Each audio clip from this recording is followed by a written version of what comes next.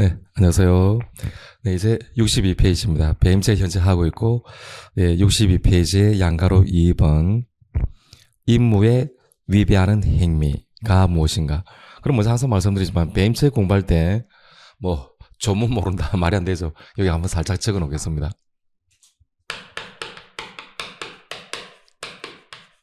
네, 배임죄는 타인 사무 처리자가 임무 위배하는 행위로서 자기 또는 제3자로 하여금 재산상 이익을 취득해 하고 본인에게 손해를 가해야 된다. 항상 요게 첫 스타트입니다. 그렇죠? 이거 모르고 공부는 힘들고. 지금 이제 보는 것은 임무 위배하는 행위가 무엇이냐. 어렵지는 않을 겁니다. 바로 밑에 1번 판례. 임무 위배하는 행위라 하면 처리하는 사무의 내용, 성질 등 구체적 상황에 비추어 법률 규정, 계약 내용 혹은 신의칙상 당연히 할 것으로 기대되는 행위를 하지 아니하거나 당연히 하지 않아야 할 것으로 기대되는 행위를 한다는 것. 그죠? 완전 청개구리죠. 반대로. 본인과 사이의 신인관계를 저버리는 일처의 행위를 말한다. 네, 요 판결 요지도 출제된 적이 있죠. 그럼 밑에 대가로 2번. 네, 금융기관인 회사가 즉 은행 이런 게 대출을 함에서 대출 받는 자가 이미 채무 변제의 능력을 상실하여 그에게 자금을 대여할 경우 회사에 손해가 발생하리라는 점을 충분히 알면서 이에 나아갔거나 또는 충분한 담보를 제공받는 등 상당하고도 합리적인 채권 회수 조치를 취하지 아니한 채 만연히 대여를 해준다. 이게 이제 부당 대출 또는 부실 대출이죠. 이게 임무 위배하는 행위가 되죠. 우리 은행이 저 회사에 대출을 해주게 되면 저 회사는 돈을 갚을 수 있는 능력이 없다. 그걸 알면서도 만연히 대출로 나가는 겁니다.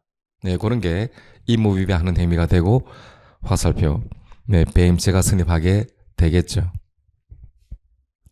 2번 판례입니다.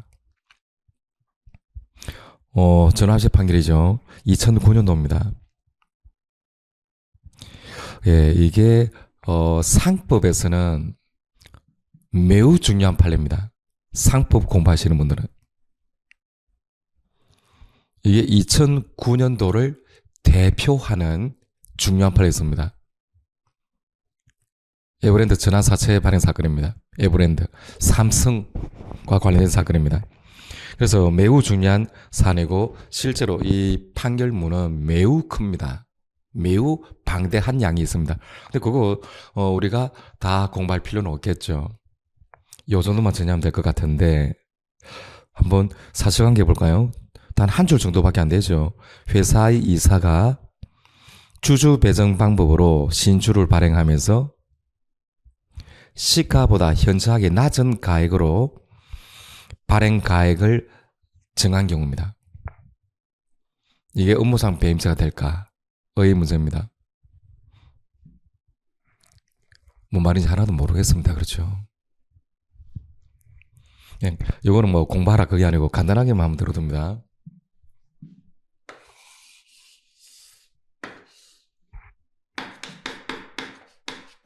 네, 주권 있고 금 10만원죠.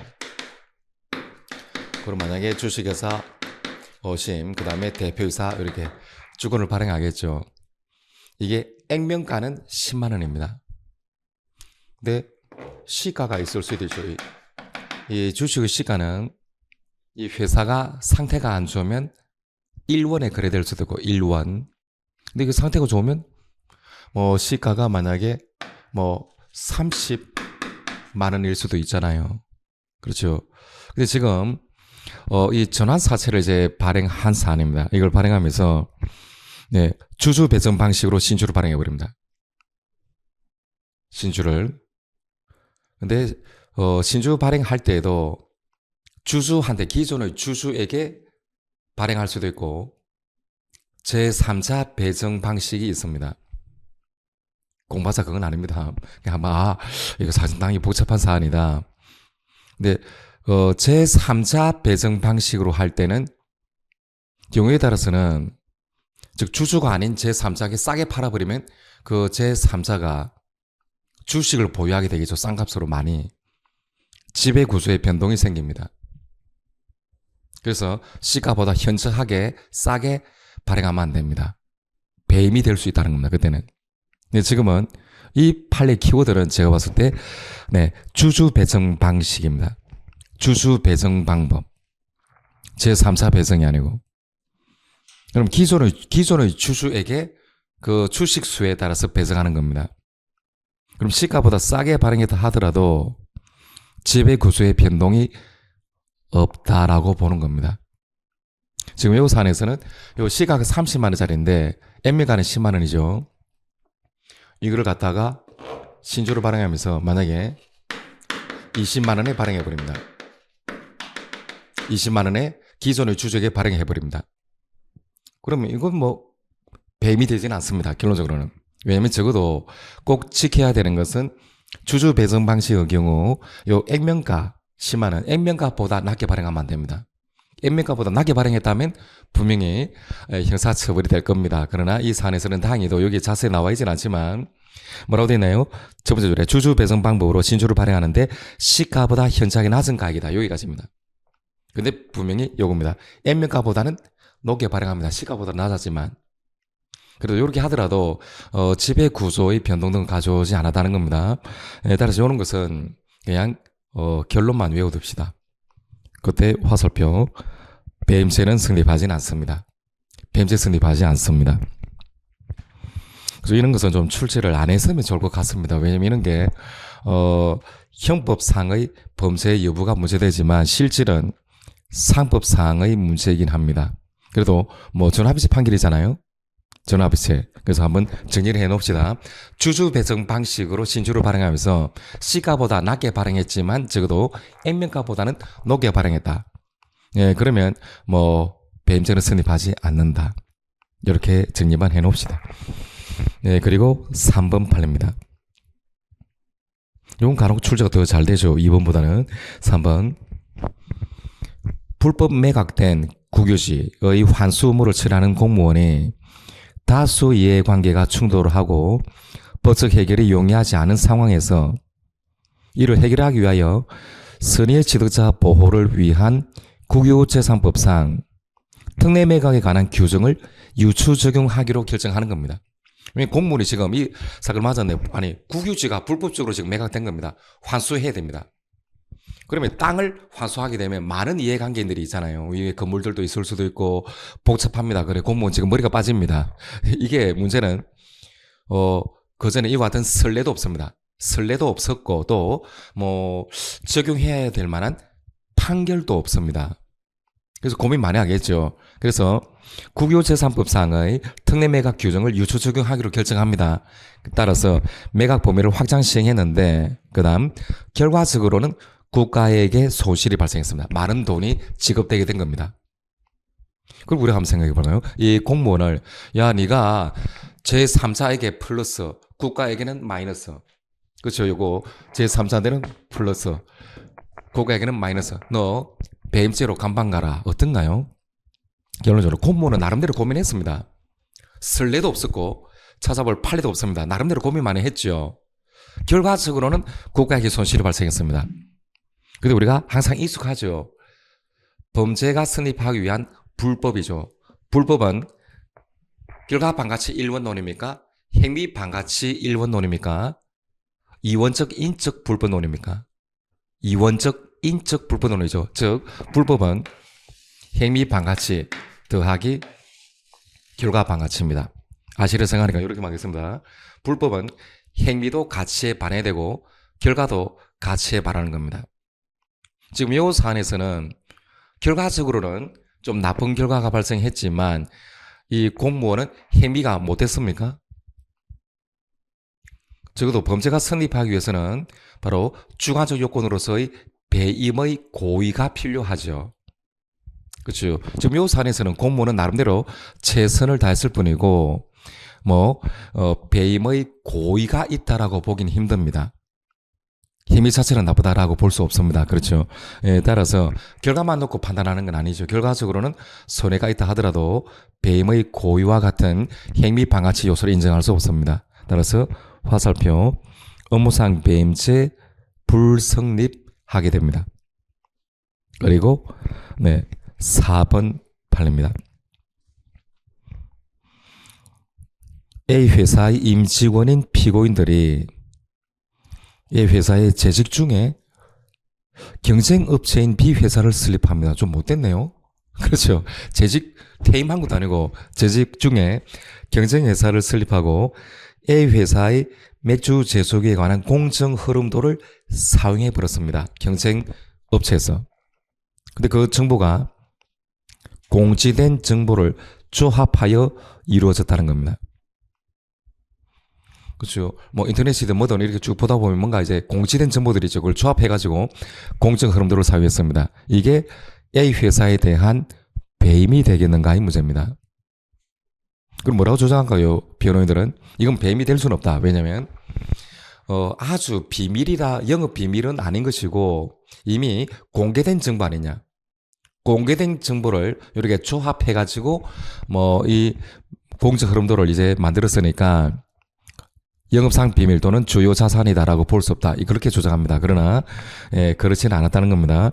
바로 그 세 번째 키워드 보면 맨 밑에 보시면 이 사건 공정 흐름도가 비록 공지된 정보를 조합하여 이루어진 것이라 하더라도 그러한 조합이 해당 업계에 일반적으로 알려져 있지는 않고 전체로서 피회사 가정용 맥주 제조기 구성과 구조에 관한 새로운 정보를 포함하고 있는 등의 이유로 피해 회사를 통하지 않고서는 통상적으로 이를 입수하기도 어렵다라고 본 겁니다. 따라서 이 사건 공정 흐름도는 공공연하게 알려져 있다라고 할 수 없다고 본 겁니다.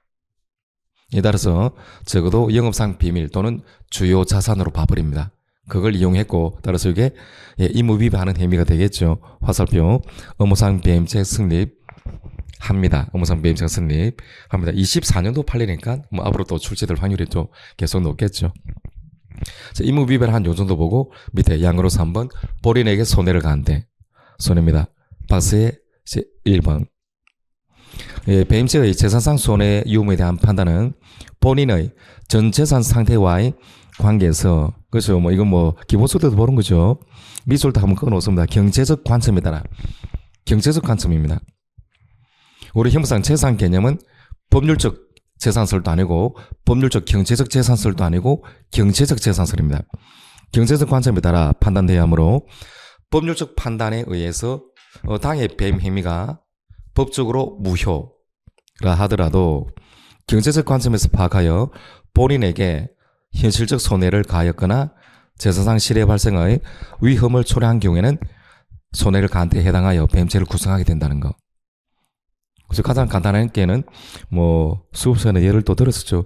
이렇게 한번 생각해 봅니다. 주식회사 어심 대표이사입니다. 홍광어가 회사의 영업용 주요 자산인 큰 배를 큰 선박을 자기 인척이 경영하는 회사에 싸게 팔아버립니다. 싸게 팔아버립니다. 실제로는 한 3천억은 받아야 되는데 2천억에 팔아버립니다. 2천억에. 그럼 이게 배임이 될까? 그렇죠. 그럼 이걸 한번 보면은 제3자, 친인척이 경영하는 회사가 재산상 이익을 취득하게 되죠. 다른 데서 사면 3천억짜리 선박을 2천억에 싸게 매수할 수 있으니까. 그리고 본인 주식회사 어심에게 손해가 발생했는가 이 문제입니다. 손해 어떤가요? 참고로 회사 대표이사가 회사의 영업상 주요 자산입니다. 주요 자산을 매각할 때는 경우에 따라서는 이사회 승인 뿐만 아니라 주주총회 결의까지 필요한 경우가 있습니다. 통상적인 재무집행은 대표이사가 단독으로 하지만 영업용 주요 자산을 매각할 때는 주주총회 결의 더하기 이사회 승인이 필요합니다. 근데 지금 만약 이럴 수가 있잖아요. 홍광호가 이 선박을 싸게 팔 때 뭐 주주총회 결의도 거치지도 않고 이사회 승인도 거치지 않았습니다. 그러면 법적으로는 이 매매 계약은 무효입니다. 무효입니다. 그러면 이렇게 주장할 수도 있죠. 아니, 그러면 매매가 무효니까 주식회사 어심은 소유권을 그대로 갖고 있기 때문에 반환 청구권을 행사해서 받아올 수 있지 않느냐. 그럼 여기서 말하는 주식회사 어심에게 손해가 발생한 것은 아니지 않느냐. 이렇게 생각할 수도 있습니다. 그런데 이 손해 발생에 대해서는 경제적 관점이죠. 법률적 관점이 아니고 경제적 관점이니까 만약에 이걸 싸게 팔아가지고 배를 그 인척이 경영하는 회사에 넘겨줍니다. 그럼 경우에 따라서는 이 사실을 모르고 한 50년이 지날 수도 있잖아요. 이 뱀 혐의가 법적으로 무효인지 모르고 지나갈 수도 있고, 또 친인척이 경영하는 회사가 이 배를 함부로 몰다가 난국해서 뭐 침몰할 수도 있습니다. 그렇죠. 따라서 지금 이 1번 판례 알고 계시리라 생각합니다. 두 번째 줄에 법률적 판단에 따라 당의 뱀 혐의가 이사회 승인이나 주주총회 결의를 거치지 않았기 때문에 무효로 하더라도 경제적 관점에서 파악하여 본인에게 손해가 발생할 위험을 초래할 수도 있죠. 뱀죄를 구성하게 된다는 거. 그리고 2번 판례입니다. 여러분도 다 기본서도 본 거죠. 한번 복습하는 겁니다. 자, 요거죠. 요 손해 발생. 예, 옛날에는 본인에게 실제로 손해가 발생한 경우뿐만 아니라 손해 발생의 위험만 초래해도 된다. 따라서 배임죄는 위험범이 된다. 뭐 이런 것은 뭐 계속적으로 그렇게 판시해 왔습니다. 그러다가 위험 개념에 대해서 좀 더 자세히 다루게 된 게 2번 판례잖아요. 필수적인 판례죠. 대거로 1번.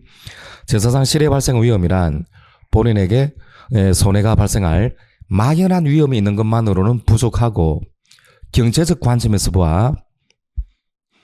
그렇죠. 이것도 만약에 그 좀 까다로운 출제 위원은 어떻게 볼까요? 경제적인 관점, 이걸 법률적인 관점에서 봐. 이렇게 싹 바꿔버릴 수도 있습니다. 그렇게 출제하는 건 매우 위험한 출제죠. 수험생들이 다 당해줬습니다. 보면. 그래서 경제적 관점에서 봐. 본인에게 손해가 발생한 것과 같을 정도의 구체적 위험이죠. 구체적 위험이 있는 경우를 의미합니다. 따라서 제사상 실해 발생의 위험은 구체적, 현실적 위험이 야기된 정도에 이르러야 되고 단지 막연한 가능성이 있다는 정도로는 부족하다. 그렇죠. 바로 이거죠.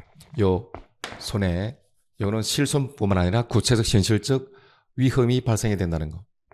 한번 살짝 적어 놓을까요? 손해는 실손이 발생한 경우뿐만 아니라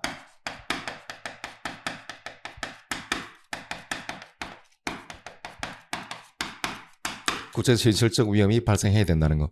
대표적으로 뭡니까? 실손은 주식사 어심이 실제로 돈을 줬다는 거. 돈을 안 줘도 되네. 돈을 주게 되면 실제로 손해가 마이너스 발생한 것이고, 구체적 현실적 위험의 대표적인 예는 뭡니까?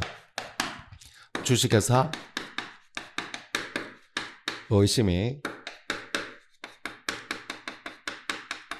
뭐 의무를 부담하게 되는 겁니다. 돈을 줘, 아직 주지는 않았지만 돈을 줘야 되는 채무를 부담하게 되는 것도 구체적 현실적 위험, 또는 경우에 따라서는 이것 자체가 실손으로 평가될 수도 있습니다. 이렇게 한번 간단하게 하겠습니다. 그래서 구체적 현실적 위험이 이제 발생해야만 됩니다. 법원은 약간 고민이 보이죠, 사실은. 그러면 우리가 이걸 오해를 하면 안 됩니다. 배임죄는 구체적 위험범위 됩니까? 추상적 위험범위 됩니까? 배임죄가 위험범위고 이 법 조문에서 위험이라는 단어가 보이지는 않습니다. 단어가 보이지는 않죠. 따라서 배임죄는 추상적 위험범은 맞습니다. 맞는데 다만 이 위험 의미에 대해서는 손해가 발생할 막연한 가능성이 있는 것만 갖고는 안 된다. 그에 대한 대칭되는 개념으로 구체적 위험이 발생해야 된다. 이렇게 표현한 겁니다. 구체적 위험이 발생해야 된다. 이렇게 표현했으니까 오해를 하시면 안 될 것 같습니다. 그렇다고 해서 배임죄가 구체적 위험범위 되는 것은 아닙니다. 그러게 좀 아마 오해 소지가 들어갔으니까 그 2번 판례에서 대거 1번의 키워드는 구체적 다음에 현실적 위험이다라고 좀 더 부가를 했던 것 같습니다. 구체적 현실적 위험이 발생해야 됩니다. 그리고 대가로 2번이잖아요. 네, 갑은행 지점장인 피고인이 임무에 위배하여 물품 대금 지급 보증서를 발급한 후 을 주식회사의 거래처인 병 주식회사에 건네주었으나 이후 병 회사가 을 회사와 거래를 개시하지 않아 지급 보증 대상인 물품 대금 지급 채무 자체가 실제로 발생하지 않았다. 그럼 이게 배임죄가 성립하겠는가의 문제였죠.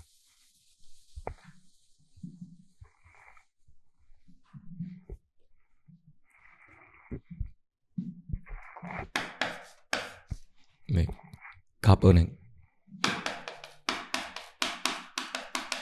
갑은행이고 지점장이고 그리고 병회사고 네, 주식사 을이 있고 지금 을하고 병회사 사이에 계약 이제 교섭 단계입니다. 체결하기 위해서. 왜냐면 병회사가 기계를 제작해가지고 을회사에다가 납품하게 되겠죠. 그러면 을회사가 돈을 줘야 됩니다. 물품 대금 지급 채무를 지는 게 되겠죠. 근데 이 돈을 안 줄 수가 있습니다. 그러면 병회사는 고민이 되죠. 기껏 물품을 제작해서 공급했는데 돈을 받지 못한다. 불안하니까 누군가가 그 지급을 보증을 해주면 좋죠. 근데 문제는 지점장입니다. 갑은행 지점장이 정상적인 내부 절차를 거치지 않고 임무 위반하는 행위로서 이렇게 했죠. 병회사에게 이렇게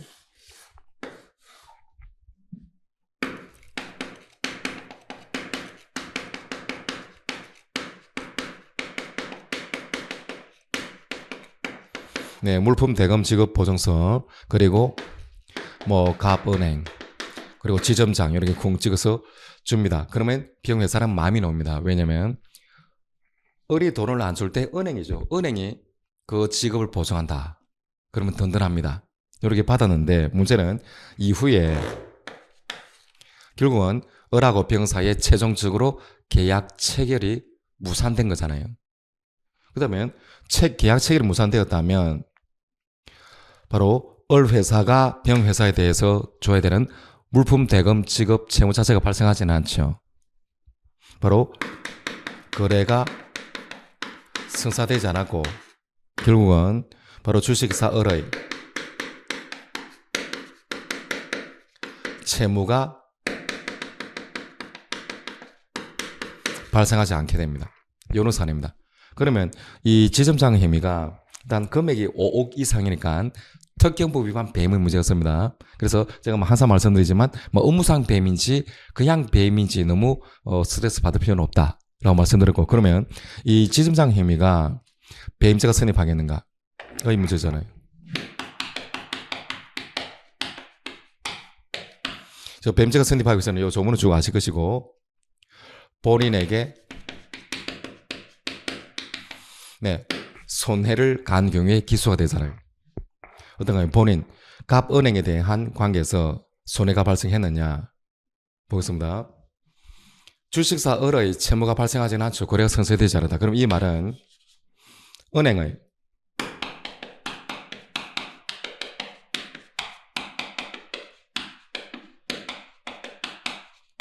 갑은행의 보증 채무가 발생할까? 이게 핵심이 됩니다. 비록 민법을 공부하지 않아도 충분히 판단 가능하리라고 생각합니다. 주 채무가 발생하지 않았습니다. 이게 이행되지 않았을 때 내가 그걸 보증하겠다는 거잖아요. 내가 대신 이행하겠다. 근데 문제는 주된 채무가 발생하지 않습니다. 그러면 주 채무가 발생하지 않았다는 것은 보증 채무도 발생하지 않겠죠. 보증 채무도 발생하지 않습니다. 이걸 민법에서는 보증 채무의 부종성이다라고 합니다. 부종성. 따라서 그러면 얘가 이 무비하는 행위로서 지급 보증서를 작성해 줬지만 본인은 갑은행입니다. 갑은행에 손해가 발생합니까? 안 합니까? 실손, 요거죠. 실손. 실제로 은행이 병에 돈을 준 적도 없습니다. 또 그다음 구체적 실질적 위험. 은행이 의무를 부담하게 되느냐? 보증 채무를 부담하는 것도 아닙니다. 결국은 본인에게 손해를 가했다라고 볼 수 없다는 거죠. 그래서 배임죄는 성립하지 않는다. 기본서도 본 거죠. 따라서 화살표 배임죄 불성립이 됩니다. 이것도 뭐 의미가 있는 판결이니까 꼭 정리를 잘 해두시다.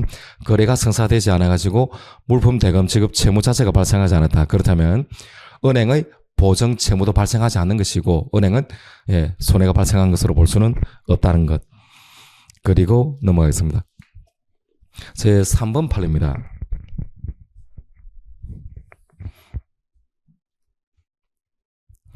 이제 뭐 이 판례도 세월이 쭉 많이 지났네요. 한번 보겠습니다. 3번.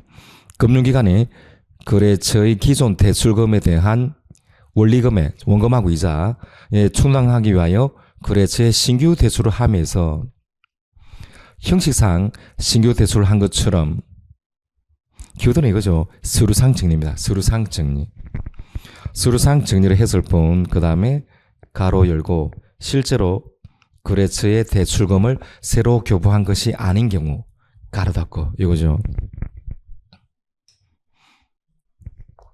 그럼 그로 인하여 금융기관에 어떤 새로운 손해가 발생한 것은 아니다라고 할 것이므로 따로 업무상 배임죄가 성립한다고 볼 수는 없습니다. 무슨 말인지 알겠죠? 서류상 정리하는 겁니다. 만약에 이 금융기관입니다. 금융기관이 주식사 어심에게 뭐 50억을 대여를 해줍니다. 50억을. 근데 변체기에 주식사 어심이 50억을 변체하지 못합니다. 갚지 못하는 겁니다. 그러면 금융회사 직원도 좀 곤란해지죠. 곤란해지는 겁니다. 그래서 어떻게 하는 겁니까? 다시 신규 대출을 해주는 것처럼 서류상 정리해버립니다. 서류상. 신규 대출하는 것처럼 서류상으로만 정리하고 새롭게 50억을 다시 대출해준 건 아니잖아요. 그러면 바로 서류상 정리를 했을 뿐이고 신규 대출금이 나간 적이 없기 때문에 이거는 배임죄가 되지는 않습니다. 근데 그 다음 봅니다. 넘어자 2번. 금융기관이 그 다음 가로 열고 실제로 거래처에 대출금을 새로 교부한 경우 가로 닫고 새로 교부한 경우입니다. 그때는 그 거래처가 대출금을 임의로 처분할 수 없다거나 그 밖에 어떠한 이유로든 그 대출금이 기존 대출금의 원리금으로 상환될 수밖에 없다는 등의 특별한 사정이 없는 한 비록 새로운 대출금이 기존 대출금의 원리금으로 상환되도록 약정되어 있다 하더라도 대출과 동시에 이미 손해 발생 위험이 발생했다라고 보고 배임죄가 성립합니다. 이거 은근히 좀 어렵게 출제될 수 있습니다. 어떤가요?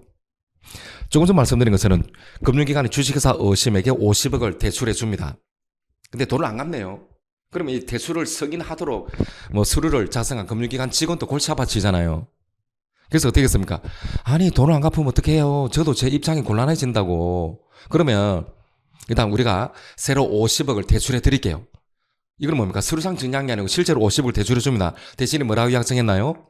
이 돈을 다른 데 쓰지 마시고 꼭 기존의 원리금에 상환해야 됩니다. 상환하는 데 써야 됩니다. 라고 약정까지 했던 겁니다.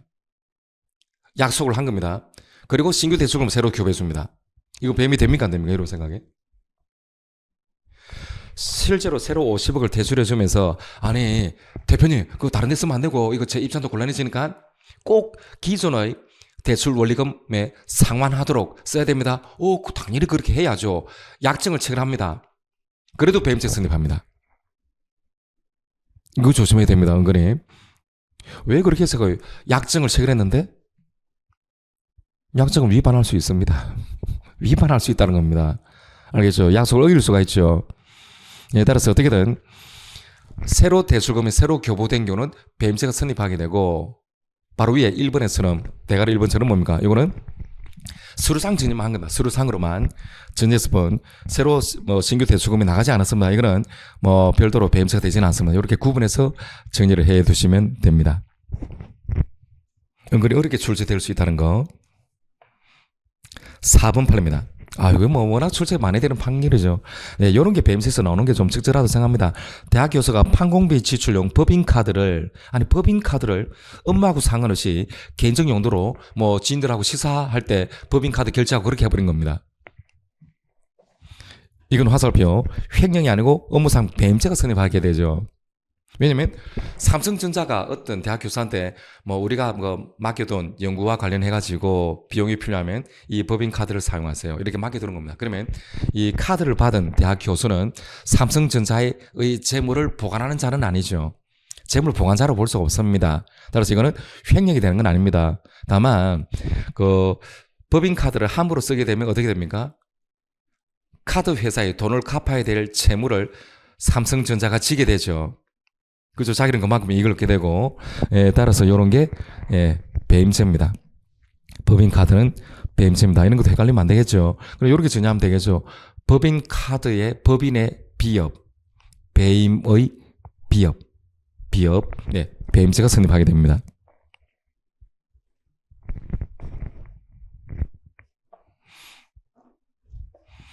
네. 5번 판례. 이건 뭐 기본적인 판결이죠. 이사가 회사에 필요한 물품을 할인된 가격으로 싸게 납품받을 수 있었음에도 자신이 이익을 취득할 의도로 납품업자에게 가짜, 즉 가공의 납품업체를 만들게 한 뒤 그 납품업체로부터 할인되지 않은 가격으로 납품을 받습니다. 뭐 이거는 이제 화살표 배임죄 성립합니다. 그리고 6번 판례. 지무 발명에 대한 권리를 사용자에게 승계한다, 넘겨준다는 취지를 정한 약정 또는 근무 규정증을 받는 종업원입니다. 맞겠죠. 왜냐면 만약에 삼성전자의 연구원입니다. 연구원이 자기가 어떤 발명을 해냅니다. 어떤 반도체를 발명해냅니다. 근데 이걸 그러면 그 연구원 자기 이름으로 특허권 등록을 하면 되나요? 그럼 삼성전자는 뭐 한 겁니까? 엄청나게 많은 비용을 들여가지고 연구실, 그렇죠. 그리고 기계 등을 다 이렇게 제공했는데 발명한 그 연구원이 자기 이름으로 특허권을 등록하면 안 되겠죠. 따라서 이와 같은 지물 발명을 삼성전자한테 넘겨라 와 같은 약정의 증을 받습니다. 그런데 어떻게 했나요? 지물 발명 완성 사실을 사용자 등에게 통지하지 아니한 채 그에 대한 특허를 받을 수 있는 권리를 제3자에게 이중으로 양도해가지고 제3자가 특허 등록까지 마치도록 하는 겁니다. 이런 것은 업무상 배임죄가 성립하겠죠. 그렇죠. 이거 자체가 임무위배하는 행위가 되고 제3자로 하여금 특허권을 등록하게 되는 재산상 이익을 취득하고 본인 삼성전자에게 그만큼 손해가 발생하는 겁니다. 배임죄가 성립합니다. 그 다음 7번. 을 주식회사 실질적 경영자인 갑이 자신은 개인 사업체가 을 회사에 골프장 조경용 나무, 수목을 매도하였다는 허위 매매 계약을 체결하고 매매 대금 채권하고 을 회사의 갑에 대한 채권을 서로 퉁치려 해버린 겁니다. 상계 처리했습니다. 근데 상계가 법률상 무효인 경우입니다. 이미 봐죠. 바로 상계가 법률상 무효라 하더라도, 즉 법률적 관점에서 무효라 하더라도 경제적 관점에서 보잖아요. 실제로 이 사건 피고는 이 을 회사한테 갚아야 될 돈이 있죠. 근데 다른 회사를 하나 이렇게 이용해가지고 서로 그 채권 자체를 없애버립니다. 상해처리해서. 그럼 법적으로 무효라 하더라도 경제적 관점에서는 이 을 회사는 받을 채권 자체가 없어진 것처럼 볼 수가 있잖아요. 따라서 요거는 상계가 해설을 보시면 을 회사의 재산상 실해 발생의 위험이 초래되었다 라고 보고 화살표 업무상 배임죄가 성립합니다. 이건 큰 의미 있는 판례는 아닐 것 같고, 이제 또 여러분 좀 더 신경 써야 되는 판례들이죠. 8번하고 8-1을 비교 정리하실 필요가 있습니다. 8번하고 8-1입니다. 그죠? 8-1 요걸 먼저 보겠습니다. 건저당권 설정자가 등기관계 서류를 위조해가지고 건저당권 설정 등기를 말소해버립니다. 이거 배임죄가 성립할까? 그렇죠. 채무자가 돈을 빌리면서 자기 부동산을 담보로 제공해가지고 건저당권 설정 등기를 채권자에게 해줍니다. 그러면 이 채무자는 건저당권 설정자가 되죠. 그 다음 어떻게 나요? 아니 돈을 다 갚지도 않았는데 돈을 다 갚은 것처럼 그렇게 해가지고 등기관계 서류 등을 위조해가지고 건저당근 설정 등기를 말소해버립니다. 그럼 이거는 배임죄가 될까 이 문제입니다. 배임죄가 될까?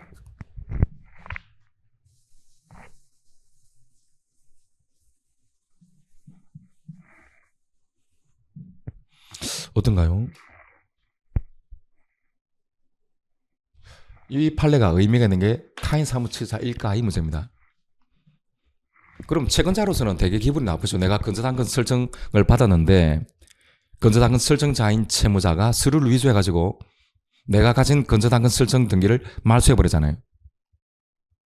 그래서 뭐 고소했고 검찰도 배임죄로 기소하게 된 거잖아요. 그럼 결국 쉽지는 않을 겁니다.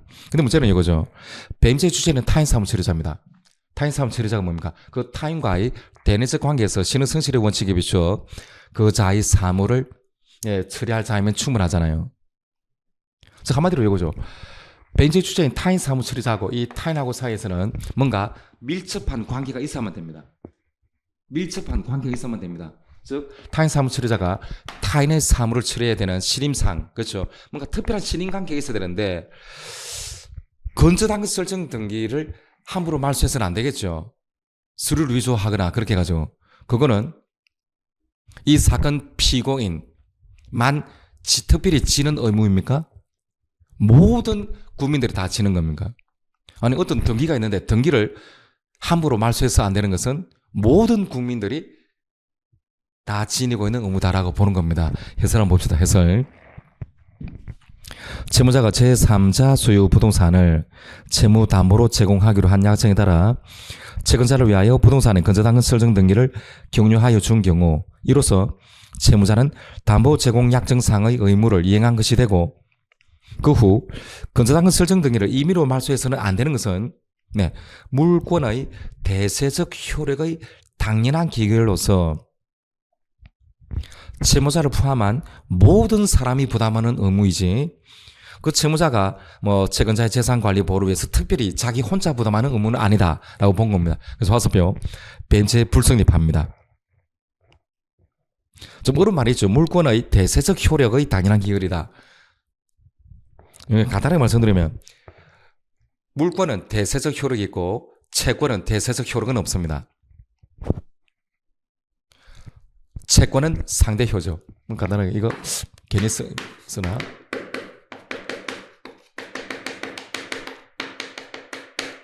요거 물권은 대세효가 있습니다. 뭐 공부하는 게 아니고 한 번만 들어주죠. 채권은 상대효입니다. 그렇죠. 여러분들이 친구한테 10만 원 빌려줍니다. 그러면 10만 원을 갚아야 되는 채무는 그 친구만이 지는 거잖아요. 길 가는 다른 사람한테 당신이 10만 원 갚아하면 갚아주나요? 아니죠. 이런 게 상대효입니다. 그러나 물건은 대세효입니다. 여러분들이 카페에서 뭐 휴대전화를 잠시 테이블 위에 놔두는데 누군가가 그걸 가지고 갑니다. 그럼 여러분 어떻게 합니까? 나 저 사람 모르는데 돌려달라고 할 수 없는 것 아니야? 아니잖아요. 모르는 사람일지라도 여러분들은 물권, 소유권을 갖고 있습니다. 휴대폰에 대한 소유권에 기해서 반환 청구권을 행사할 수 있죠. 전혀 모르는 사람이라 하더라도 이런 게 물권의 대세효입니다. 따라서 건저당권은 물권이고 이런 것은 함부로 그 어떤 누구도 함부로 말소해서는 안 된다는 거. 그래서 이 8-1이 제가 생각했을 때는 매우 중요한 판례입니다. 물론 종종 뭐 자주 출제되지는 않죠. 워낙 배임죄 판례들이 많잖아요. 그래도 꼭 알아둡시다. 8-1이 필수입니다. 이건 배임죄 성립하지는 않습니다. 타인 사무처리자가 아니니까 그 누구라도 다 부담하는 거니까. 근데 이 판례를 공부하고 난 다음에 바로 위에 8번 판례를 보면 또 뭐 당황스럽습니다. 8번 A조합의 대출 업무 담당자인 갑이 A조합의 처와 모친 소유 토지를 담보로 제공하고 그들 명의로 대출을 받은 다음 위임장 등을 위조하여 담보로 제공된 위 토지에 설정된 건저당권 설정 등기를 말소해버립니다. 그러면 8-1하고 8번은 똑같이 건저당권 설정 등기 말소 요 점에서는 똑같습니다.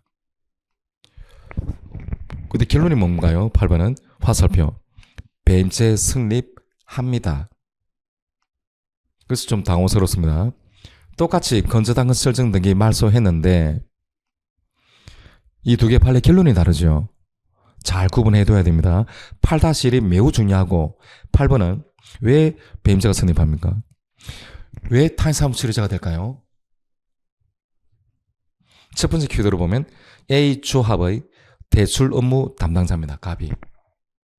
그럼 갑은 타인사무 처리자가 맞습니다. 왜? 이 타인이 누굽니까? A 조합의 사무를 처리하는 자입니다.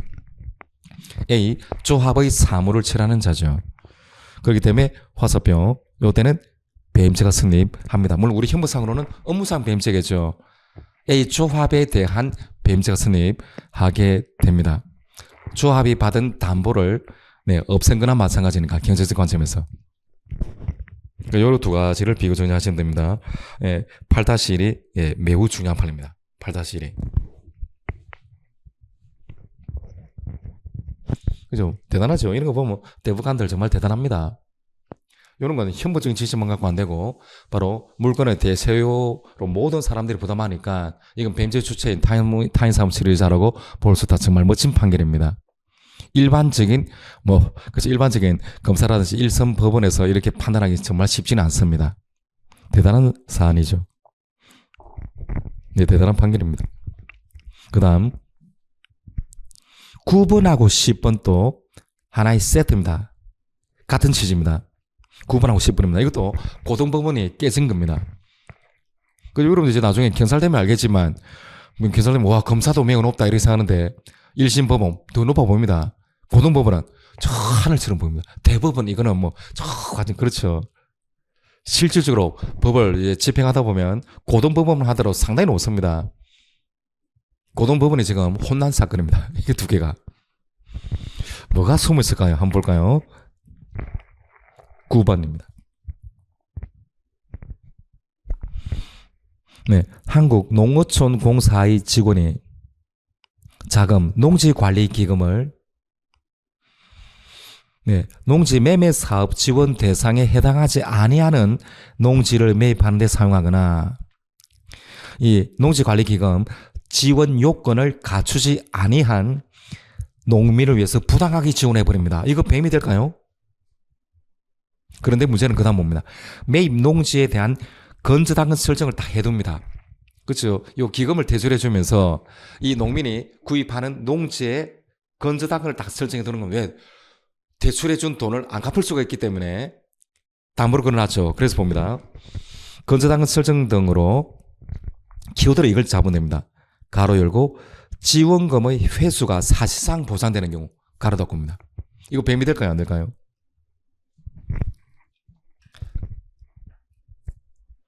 그래서 한마디로 이 농민입니다. 이 농민은 부적격자입니다. 지분을 해주면 안 됩니다. 근데 요 기금이죠. 요 기금이 여러 가지 있을 겁니다. 기금이 농지관리기금, 농지관리기금을 이렇게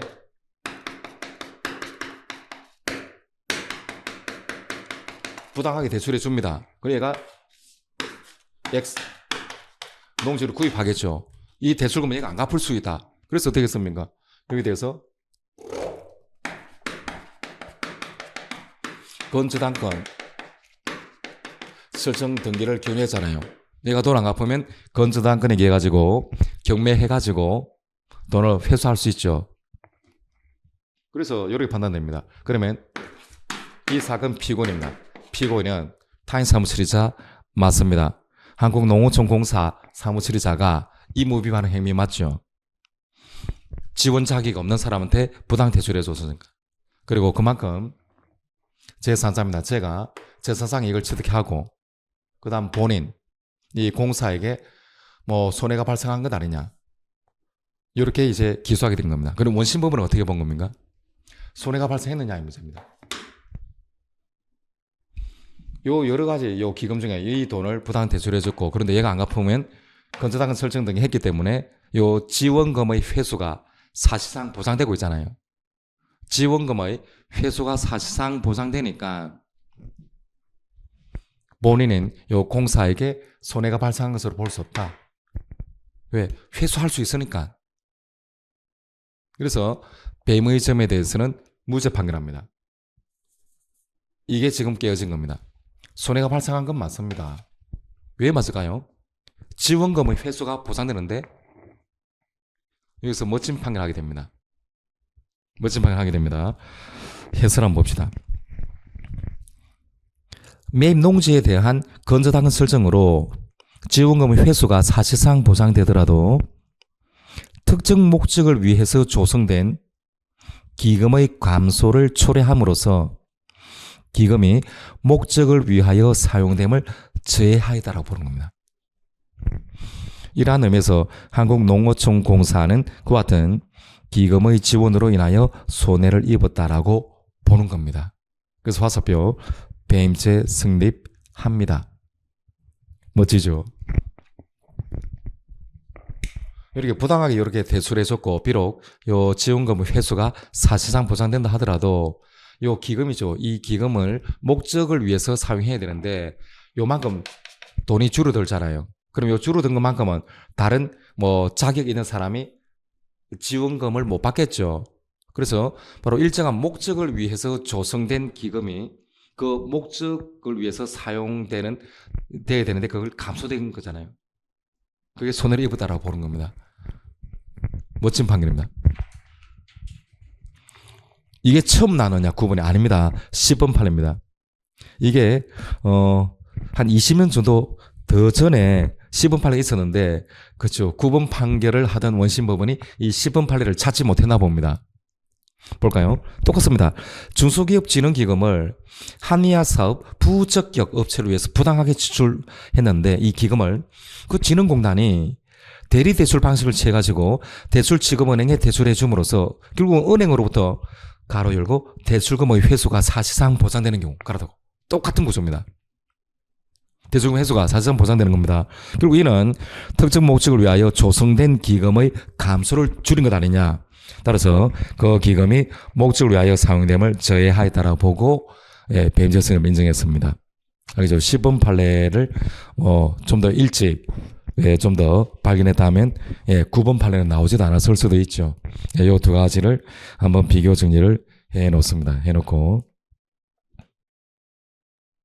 그 다음 11번하고 11-1은 좀 시간이 걸리겠네요. 잠시 쉬었다가 이어서 보도록 하겠습니다.